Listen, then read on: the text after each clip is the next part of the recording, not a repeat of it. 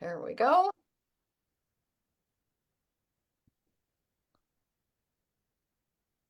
Well, with them, Humberton, North Carolina.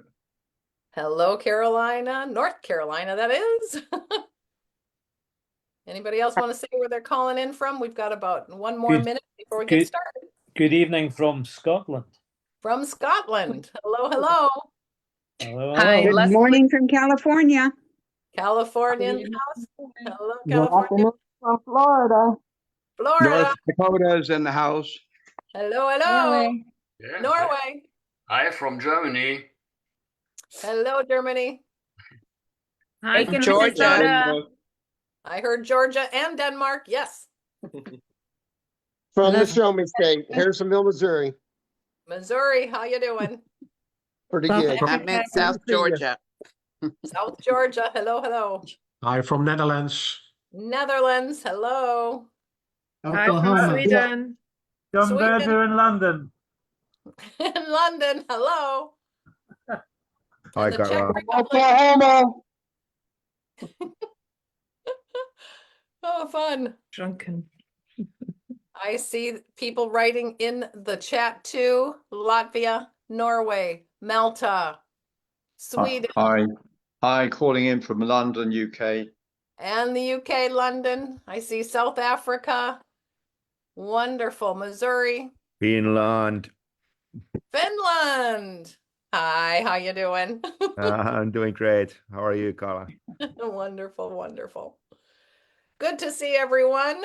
It is now 1 minute after the hour, so I am going to mute everyone so that we get some peace and quiet because you're going to want to hear every word our guest has to say.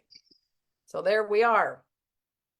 Okay, so welcome everybody to our Saturday call. It is good to see each and every one of you on here. And, you know, there are times like these when Zinzino is growing and we're hitting record after record after record. And actually, this month, they have so many campaigns and so many things happening. I know so many of you have goals that are higher than you have ever set before. And we know that we're going to hit another record again. So many of you have set your plans and after your goals. And what part of that is one of the things that you need to do is contacting people. And we all need to contact more people if we're going to hit our goals in Zinzino. So today we have Mr. Expert on this area. And, you know, sometimes you can have these fears, and we want to learn how to conquer the fears so that we can get out there and contact as many people as possible. And we love him because he comes with so much wisdom. We love him because not only the wisdom, but he delivers it in such a way that we're all entertained. So we absolutely love it. So he's going to do a training for us today. But at the end of the training, he's going to open it up.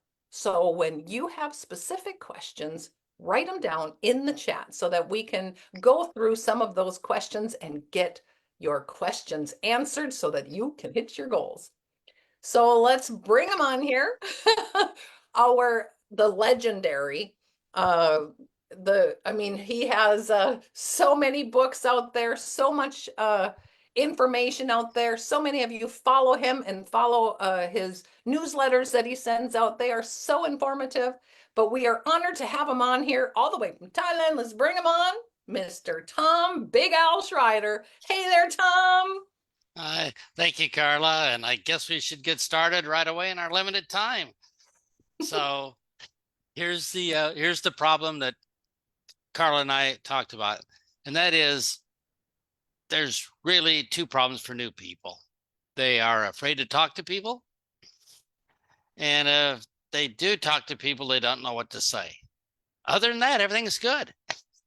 And you can check on this by you look and say, well, I sponsored this person, no activity for 6 weeks. So you give them a call.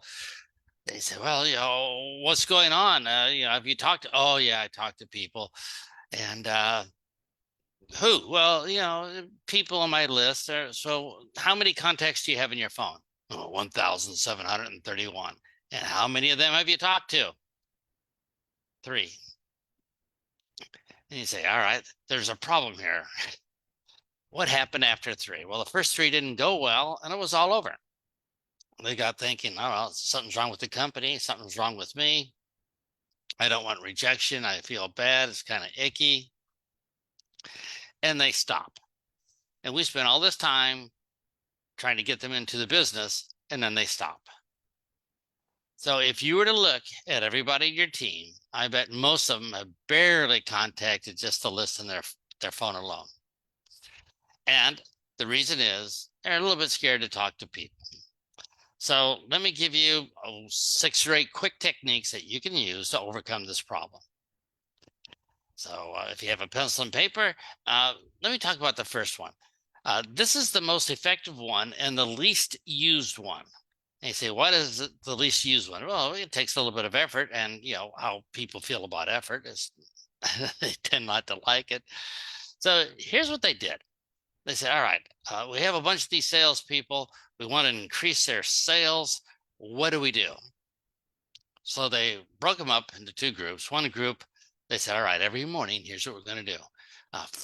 5 or 10 minutes before the day starts, before they get on the phone all day, we're going to give them a power session. They're going to walk across fire, burning coals, chew on nails, walk through walls, break karate boards, cheer, one with the universe, stare and say, I'm a visionary. I got goals. They're going to do all this stuff. And really hyped them up. And at the end of 2 weeks, they checked their results. And just from that alone, nothing changed. The sales were the same. And they got thinking, wow, that's probably not too good. And if you think about it, having an attitude, a great attitude and goals is probably great, but you eventually have to do something. Having a good attitude is probably not really good if you're going to be an airline pilot. You might want to have a couple skills, or else you're only going to fly once. So it's more than just having a good attitude. And so what else can we do? Well, they took the second group and says, well, we're going to teach them what to say, so how they can close better, have better skills. And so they taught them for 2 weeks, did the same thing. At the end of 2 weeks, guess what their results were? Exactly the same. You see, what? I gave them better skills. I told them better closes and options, and I memorized the stuff, and I went to the sales course. Exactly the same. And if you've run across this problem, that means you've been working. If you haven't run across this problem, well, you've probably been watching TV. So here's what happened. There was a 3rd group. And here's what they did with the 3rd group. Every morning before they made their calls, they had them talk to a satisfied customer. Their sales were up about 200% after 2 weeks. All I can say is figure it out. So if you wanted to change somebody's belief, the first thing you'd want to do is have them talk to some super satisfied customers. Because one of the best ways to change our beliefs and to be brave and to talk to other people, how do we do it? Well, the best way is personal experience, but very few people are going to take the oil and the next day levitate. They're not going to have this really big change in one day. They won't be able to tell their numbers in one day. They say, all right, I can't wait for them to 4 months for have this real experience. What am I going to do in the meantime? Well, we're going to borrow on somebody else's experience. So imagine you took them to somebody and this person said, oh, gee, I had all these problems and health problems, and now they're gone away and my life is back. I have time with my kids.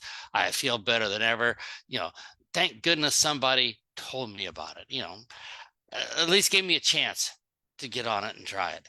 And wow, what a difference it makes. Every day I appreciate this person. I should be sending them thank you gifts. I don't, but I probably should. And that rubs off on people. So find some super fans, some super people with this incredible testimony, customers that use it. And that will help build a belief to overcome this fear of actually approaching people. Because you don't want to be the person that looked at this person and withheld the opportunity from them to try it. So we need that belief. Okay, that's the first one. Number 2, the second thing that happens is expectations.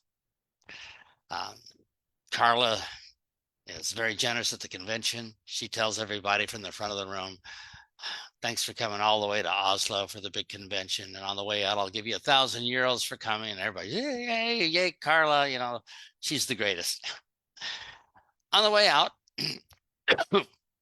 Carla's by the door and she gives everybody €10. Now, how do you think the people are feeling? Carla's not on their favorite list. They're a little bit disappointed because their expectations was for more. Now, consider this scenario. Carla's on stage, says nothing. When the convention's over, people are running out, and on the way out, she says, thank you for coming. You know, on the way home, I want you at least to have a cup of coffee to stay awake, so nothing, you know, bothers you. And, you know, it's only €5 for coffee. Well, we're in Norway, it's €10. So here's €10 and for coffee. And you say, wow, what a great leader. She's awesome. Now, it's the same €10, but it's the expectations that made the difference. Now, what are the expectations people have? Well, their expectations is when I go out and I'm going to tell my friends about it, they're going to say, well, why would you ever want to waste money on vitamins when you can get yourself tested? That's just brilliant. Everybody's going to do that. And of course, and everybody know health doesn't come from an antibiotic, and you got to take care of your omega-3. It's all over the news, and everybody's going to say yes, and they go home, and not everybody says yes. And what happens to their expectations? They doubt themselves. They doubt the product. They doubt the company. They doubt that there's even a market for it. Not so good. So how do we handle this expectation? And that is what we're going to do when we sign them up is say, all right, this is a great product. Let me tell you about this super fan I talked to. It's great. We've got to give everybody opportunity, but it's not for everybody. A lot of people don't want it. And let's make a list of reasons why not. So when somebody says no, it'll seem normal because not everybody wants it. So let's start making a list of reasons. And say, all right, what's number one? Well, number one, they live in Mongolia and they're less than 18 years old and they can't order online. Yep, yeah, they wouldn't be able to do it. Number two, their mother dropped them on their head. They're not able to make rational decisions. Yeah, that happens a lot. Number three, they read something on the internet by somebody who flunked science in high school. And yeah, okay, that's a good reason. Another one, people are skeptical. They say if anybody's a salesman, don't buy from them, which makes you wonder how they buy anything in life.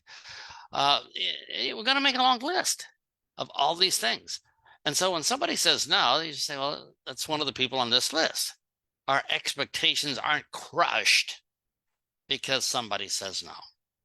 Letting people know ahead of time that maybe more than half the people, or maybe even most of the people, are going to say, no, it's not the right timing. Because, you know, this is what happened right before you came. I got fired from work. My son came home from school, got thrown out of school, and, you know, my dog threw up on the carpet. We don't know. So all we do is say, there's a big list of reasons why not, and there's also lists of reasons why. Our job is just to service the people who want better health. That's it. And those that don't want it now, it's okay. It's their decision. So having that list will get rid of all that bad feeling when somebody says no. All right, let's do number three. Having an agenda.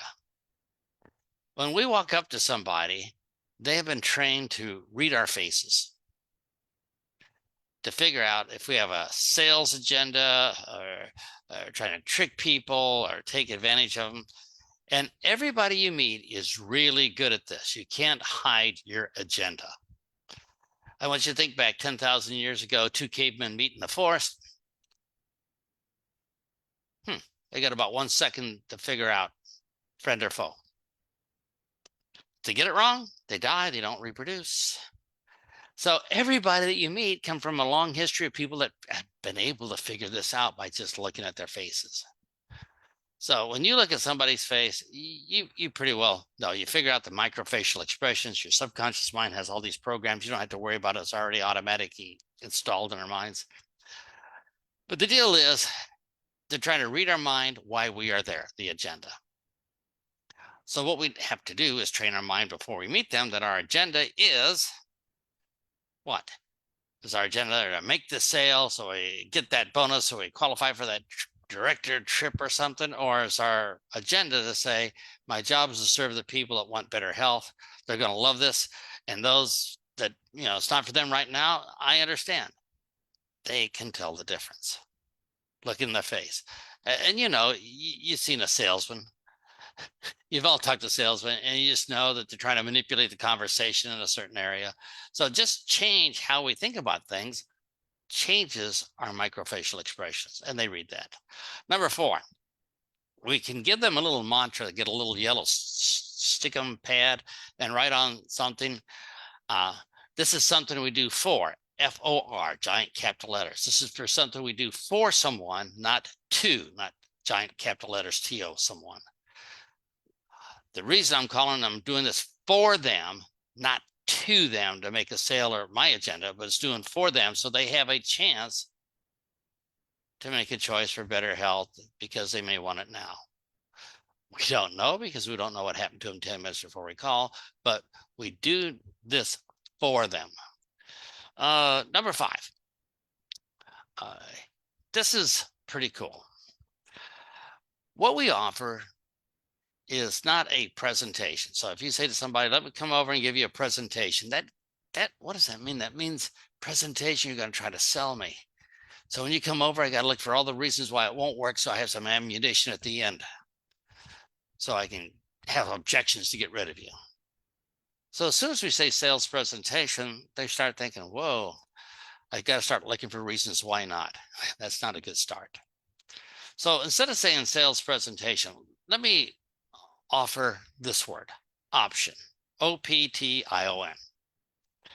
And if we tell people I'd like to offer you an option, what does that mean? Well, if you say option, they say, wait a minute, you don't have a sales agenda. You're just giving me one more choice for my life.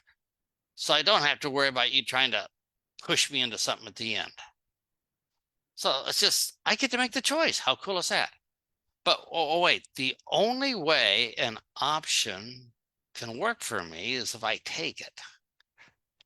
So I better try to listen to see if there's something in here so I could take advantage of this, or else the option's useless to me. So now they're looking for reasons for versus why not. So when we talk to people, we should have the mindset, I'm just giving you one more option. I mean, you can continue as you are, you just could be bad at making decisions or stuff is going on, but at least you'll have the option if you want to take advantage of it now. Okay. So options are always good. And I have to say this, the options we offer, whether it be for the product or for the business, are always better than their current miserable lives. So you think about it. We don't have to sell. Our options are so much better than what they have already. So, okay, I get that. So if you look at our business as not as selling, but simply offering an option. And when you offer the option, it's so much better than their current life.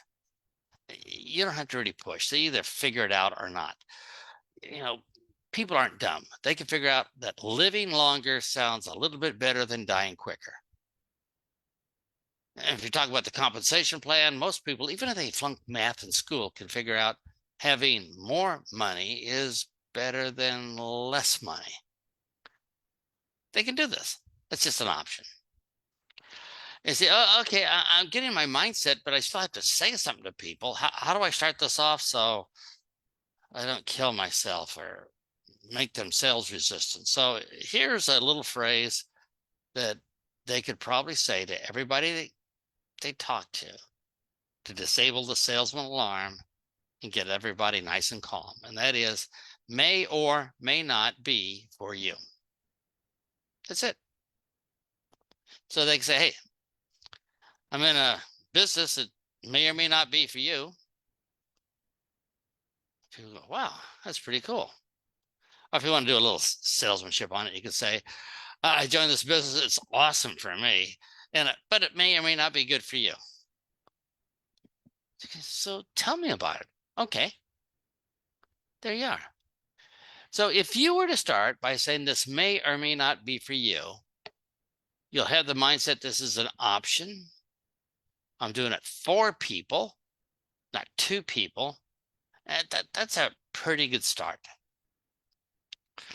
Number 7, let's do this one. This is fun.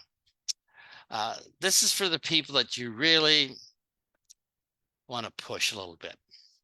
And that is you can use guilt. Now, moms know how to do this already, but for all the guys here, let me explain how this guilt works. You want to make people feel guilty for not giving other people an option. So here's a way of doing it. You just tell them this little story. Say, you join this business and you didn't talk to your aunt because you have an aunt who is a real, I don't know, you fill in the blank word. Anyway, she's a problem. And she's disagreeable. You're going to get rejection. You've been able to keep it secret from her while you do your business, so you won't ruin your self-image. And then 6 months later, you're at your cousin's wedding. You're sitting at the wedding reception at this big round table. And, that miserable aunt's at the table. Halfway through dinner, she stands up and she says, I've joined this company. It's awesome. I want everybody here at the table to join me. You're going to make your health great. It's going to be incredible and awesome. And it's going to change your lives. And you're sitting there saying, oh, man, she's going to get all my relatives to join that I haven't talked to yet. And I should have talked to her, but now they're all going to be in her team, whatever. How could it possibly get worse? Of course, it gets worse. Because she starts going around the table saying, first of all, to the person on the left, are you going to join me or not? The next person, are you join me or not? Join me or not? So going around the table, and it's eventually going to get to you. And what are you going to say when she comes to you? Well, Auntie, actually, I joined 6 months ago, so but I didn't tell you. I kept it secret from you because, well, I really didn't like you. It's going to be ugly. So what you want to do is make sure you're never going to be stuck in guilty, bad situations for withholding the information from other people. Now, you don't have to sell them. You don't have to give them a presentation. All you have to do is give them an option to hear about it. That's it. That's fulfilled your obligation. So don't worry. You don't have to sell them. You don't have to convince them. Just say, I let you know 6 months ago, and now you're off the hook. Otherwise, you're going to be so embarrassed. So please, that's why we want to put everybody on your list, at least to notify them what's going on. And you say, all right. Anyway, that's a kind of a pretty good way to start. So if you're having the problem of overcoming the fear of talking to people, this might be the way of doing it. And if you can start off your conversations by something as simple as this may or may not be for you, you'll get rid of all your fear of selling because you'll just naturally be giving people an option. And you say, all right, I guess I could do that, but what can I do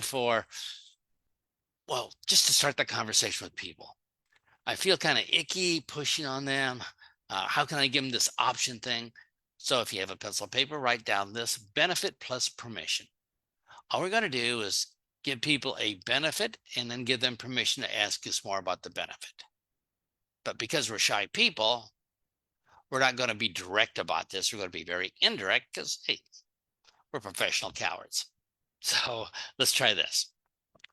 I'll give you a couple examples and see if you pick up the pattern. I'm going to mention a benefit that somebody else got from the product. And then I'll give you permission to ask me for more information if it's something you're interested in. How's that sound? No rejection at all. All we're going to do is just talk to the volunteers. And we don't tell anybody about the business unless they beg us first. Oh, that seems reasonable. So how would this work? Well, let me talk about my daughter. My daughter had eczema for 40 years on the inside of her elbows and stuff. She tried every cream, everything possible, but now she finally got rid of it. Benefit. Would you like to know what she did? Permission. Would you like to know what she did? And they have a choice. Now, if they say, well, oh yeah, of course, here's the next words. And you might want to memorize these. The next words are then, comma, we should talk. How hard was that? He said, well, when? Well, now if you want, or later on, yeah.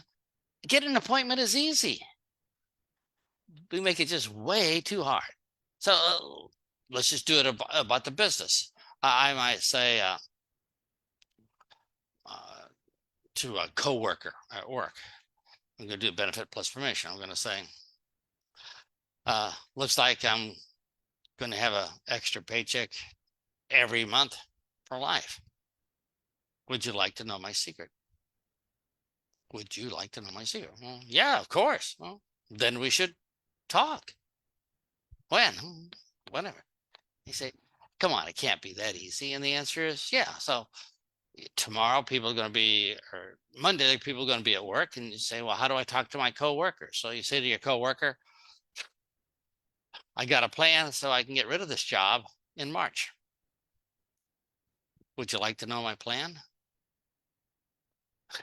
The coworker says, yes, this dream-sucking vampire boss takes little bits of our brain out every day, turn us into human zombies. Of course I want to know the plan. Well, then we should talk. When? Let's talk now. We're at work. It doesn't matter. We're going to ditch this job. Let's talk now. And you say, that is how it's easy to talk to people with no rejection. So even the shyest person in the world can build a business. And you say, all right, I need some permission statements. How would this work? Right. So let's try this one. In conversation, they say, well, what's to do with you? And I said, well, I have this friend named Carla. People in the neighborhood don't like her very much because every morning when she wakes up, she grabs a cup of coffee, sits out on the front steps, waves goodbye to everybody going to work. And people are just so jealous. They hate her. Would you like to know her secret? Yeah. How can she do this? Well, then we should talk. Talking to people is easy if we make it an option, and then it's rejection free. So if you can, talk to a super fan. It'll just make you feel good about sharing the message. And then make a big list of reasons why not. Some people say, oh, it's an oil. I can't swallow pills or liquids. Okay, got it. All right. Whatever reasons they have. And that'll change your expectations. Change our agenda to say, I'm just doing this for them. Let them know. So plus I won't feel guilty later. I'm just giving people an option. And this option I'm giving them is better than their current life. It's up to them if they want it or not. They can figure out what's going on. And I can just start off by saying this may or may not be for you. And all of a sudden, it's a lot easier for us to talk to people. So with that, Carla, let me turn it over to you in case we have some questions. People asking about my accent. Okay, Big Al, this is just such incredible stuff. And you make it sound so easy, just giving them an option and things. But I think it's really important because that mindset is that it can be easy. And we can hear the people who have been following you. We had on here was it last week? Or was it the week before that we had Jerry Scribner on, and you could just hear how much he works with you and how easy he makes it feel, and is that the way he says things. So, okay, so there's a couple of questions here, and one of them has to do with how do you get over when people are calling things an MLM or pyramid scheme. Now there's so many questions. I have to go back here. Yeah. Hang on. Oh, that's pretty easy. That's on the no list. Okay. Yeah. Well, okay. They qualify. Because the question is, how do you overcome people's suspicion? If there's suspicion of MLM, saying it's a pyramid scheme or that you're skimming loads off of commissions and things like that, because she doesn't want to be defending or getting into a discussion about different sales methods. Yeah. She has found a really nice, complicated way of saying no. So that's good. People say, well, I don't want to say no to you and hurt your feelings. So I better come up with something. And she's really struggling, scraping the bottom to come up with this, that might be somebody saying it's an MLM thing or whatever. So her answer is no, because of other reasons, but so you can't really worry about that. But she might be saying, well, I'm just don't want to be a salesman. I'm afraid what my relatives would think. It's going to take time. I'm busy on TikTok. I have 5 other games on my phone. How could I ever fit this in? And it's okay. So it's only an option. I like that. It's only an So, option. yeah. Okay. So I'm sure you know this person that's asked the next question. His name is Andy Dooley, also Oof. speaker from Masterclass. So A man Andy, with personality, yes. we love Andy. Andy's question is, hi, Big Al. He writes, he said, what do you do for a living? I'm sure he's Oh. leading up to something there. Well, we're probably going to have to ask that question. So when people ask the question, the first thing to realize is they don't care, but they are being polite. But it does give us a chance to say what we do for a living and put in a kind of little sales pitch. So if you ask yourself, how do I answer that question? And the answer is, we ask the question in a certain way, we'll get a certain answer. If we answer it differently, they'll react different. People react to us. People don't use their free will, I'm sorry to say, they just react. So if Andy and I are walking down the street and we decide to punch somebody in the nose, they're going to have a completely different reaction than if we gave them $100. So people react to us. Don't blame people. They're just doing something because of what we did. You say, all right, so what do you do for a living? Why does this come up? Whatever. And you say, well, I'm brand new. Go to a party. I know if I ask people what they do for a living, they will eventually ask me what I do for a living and give me a chance to talk about the business. Yeah, good idea then. So if you want to talk to a whole lot of people, just ask a whole lot of people, what do you do for a living? Now, it doesn't work very well when you're in line at McDonald's or something. They might take offense, but for most people, what do you do for a living? They'll reciprocate and say, what do you do for a living? You say, okay, I need to answer this and kind of put in a little sales pitch. People don't want to know about Zinzino. They don't want to know about the oil. They don't want to know about omegas 3 or 6. They don't want to know about the testing. They don't want to know that 1 million people stuck and bled on some pad and sent it in. They don't. The only one I know is the outcome. So we don't sell the business. What we do is we announce to people the outcome. And as soon as we announce the outcome, they will make an instant and immediate decision, yes or no, if they want the outcome or not. There's your closing, all done. Don't worry about it. They'll make up their minds.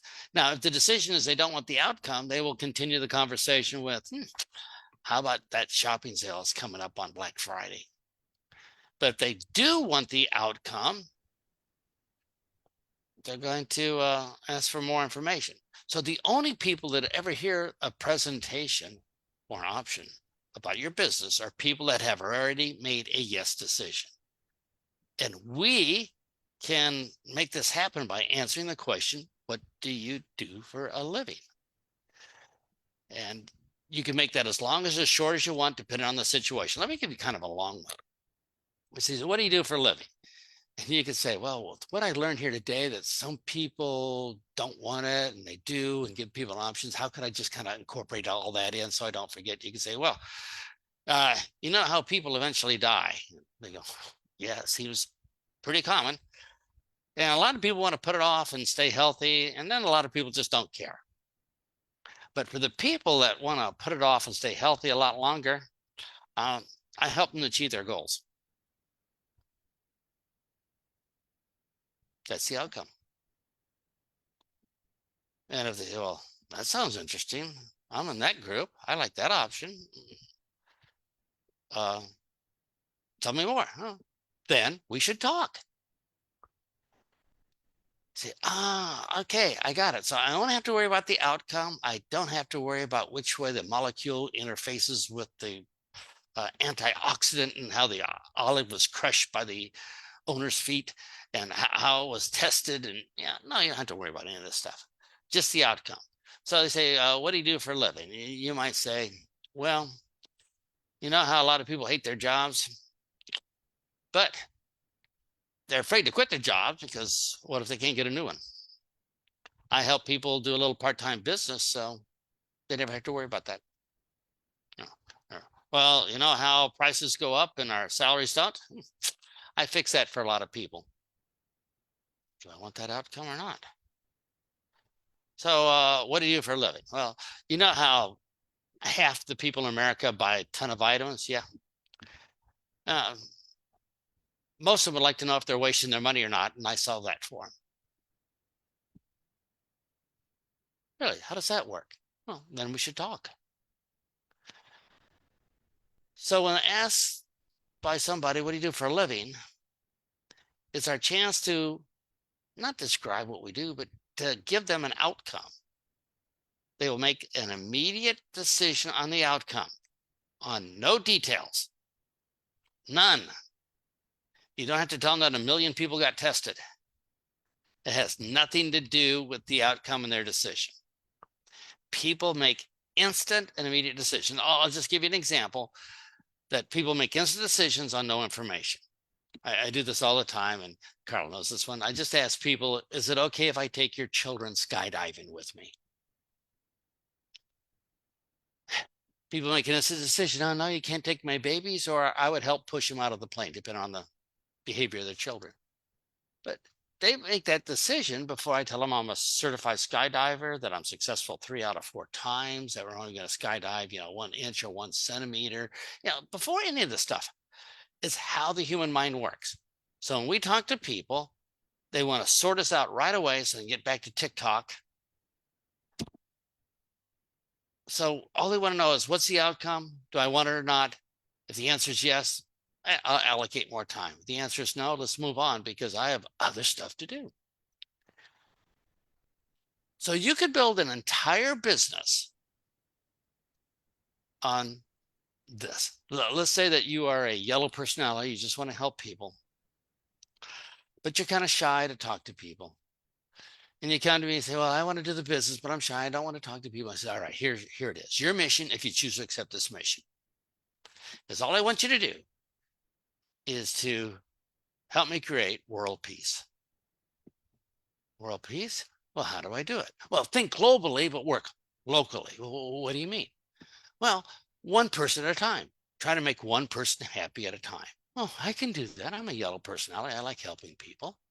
All right, so what we're going to do is make one person happy at a time. Now, how do we make somebody happy? Well, we probably get them to talk about themselves. They love talking about themselves. So, and the person says, well, that sounds great, but how do I get people to talk about themselves? Well, let me think. We'll ask them a question. Oh, what question should I ask? Well, what do you do for a living? And if you do that, they're going to spend 5 minutes talking about their long, boring, non-network marketing lives. And when they're done, they're probably going to say, and by the way, what do you do for a living? You give them your answer, and they can make a decision at that moment if they want to know more or not. And all you do is ask a couple of people a day what you do for a living. And if somebody asks you what you do for a living, don't say it's top secret. If I tell you, I have to kill you. Just be polite. Give a nice outcome, and they can decide. And you'll build a business automatically, and you'll make people happy and create world peace. The end. Anyway, long answer to a short question. We just love your answers. I can see so many of the people were all just laughing at all the things you're saying between, and yet you're saying so much golden nuggets in here of what we can really use. So thanks, Andy, for that question there. Okay, a couple people have been asking, so how do you approach health professionals? Let me see. We just covered, we're going to offer them an option, right? We're doing it for them, not to them. And if you're a health professional, remember that no list? There's going to be stuff in there. Like if it's not in medical school, it doesn't exist. Health comes from an antibiotic.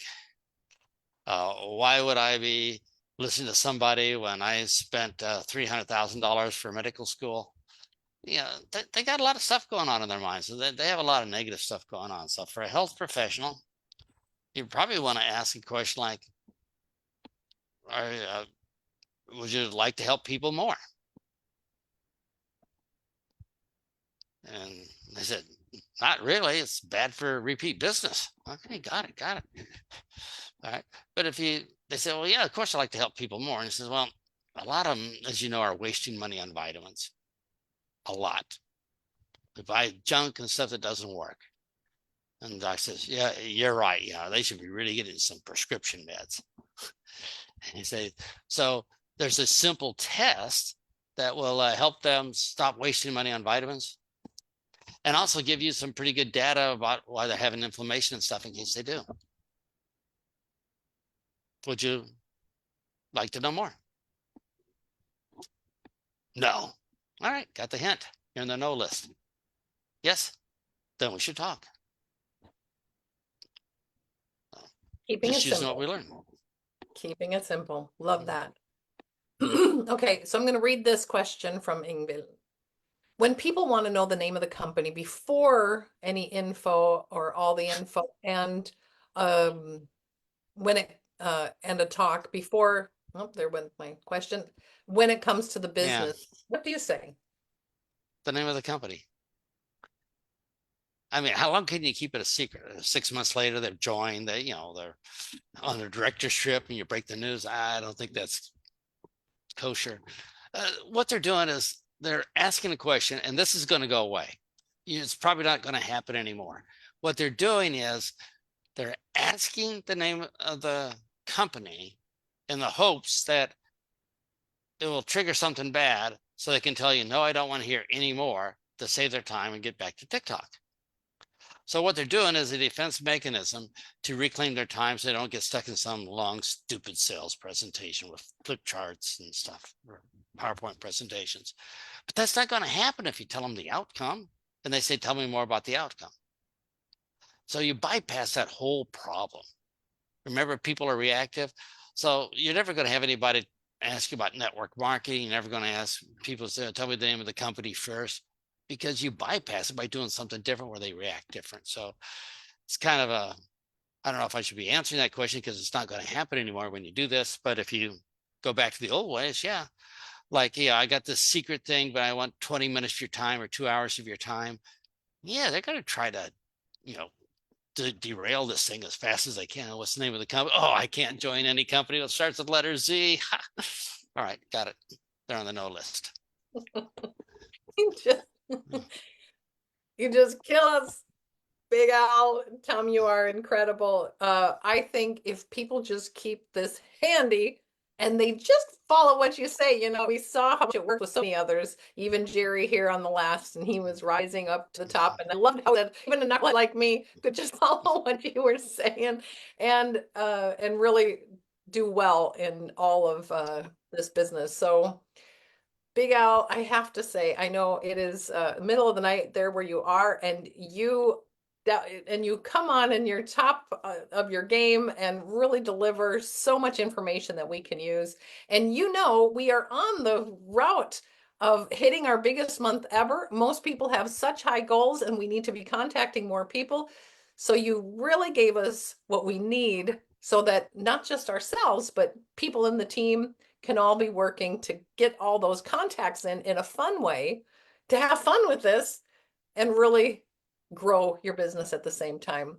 Big Al, thank you so much for your time and being on here.